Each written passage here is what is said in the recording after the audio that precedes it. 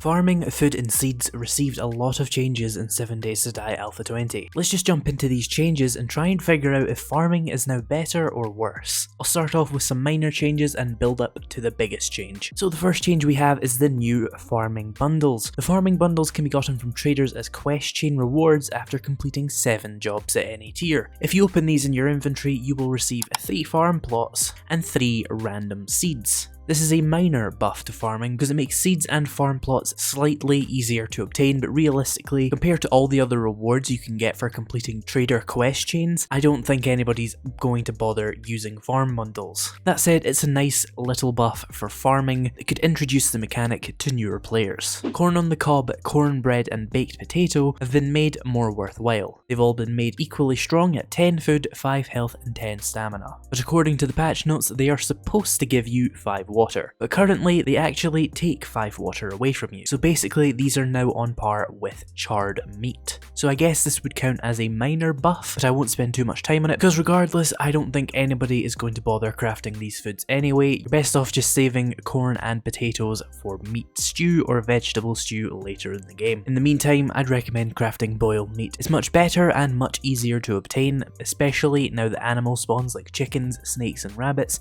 have been drastically increased. Added a very low chance to find farming and cooking recipes in the cupboard loot group, and added a low chance to find farming and cooking recipes in the mailbox loot group. According to the loot.xml game file, very low means a 5% chance and low means a 20% chance.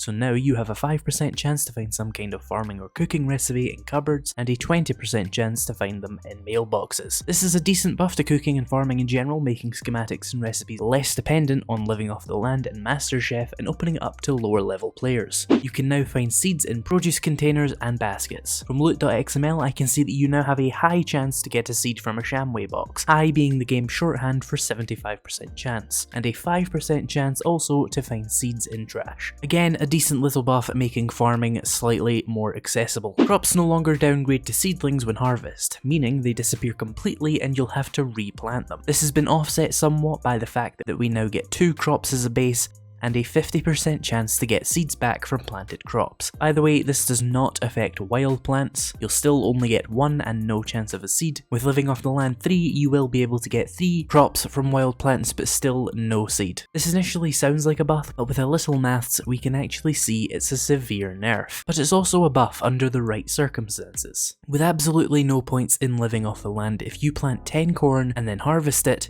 you'll get 20 corn back, and you'll usually get 5 seeds. This can be higher or lower than 5 seeds, but for the sake of argument, let's just assume it's always going to be 5, because on average it will be 5 as you have a 50% chance to get one back. If you want to reseed those 10 corn, you have to replant your 5 seeds, and then because crafting a corn seed takes 5 corn, you won't actually be able to replant all 10 corn plants, as 20 corn can only be crafted into 4 seeds, meaning a player with no living off the land will end up with less corn than they started with, only having 9 corn plants, and no actual corn to cook or replant to expand their farm. If you continue this process, you'll eventually dwindle to 1 or 2 crops and will gain basically nothing from this process. This is the nerf part of the farming rework. Now players will have to upgrade their living off the land perk to make farming in any way sustainable or large scale. However, with 1 rank of living off the land, you'll be able to get 4 plants per harvest, but it still doesn't affect the rate of seed drops, which remains at 50%. So 10 corn seeds will now yield 40 corn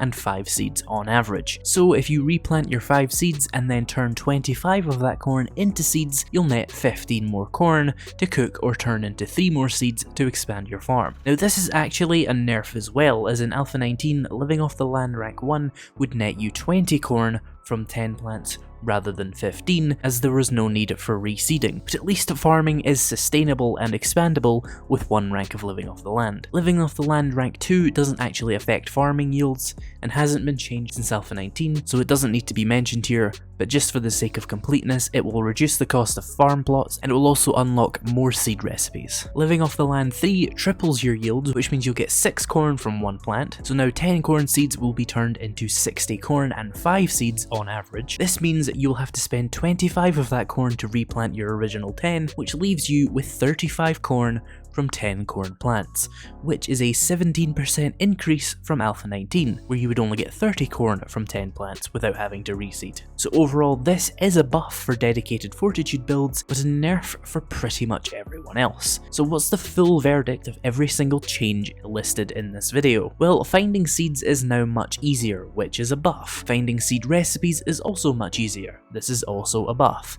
Finding recipes that crops are used in is now much easier for players not using the Master Chef perk.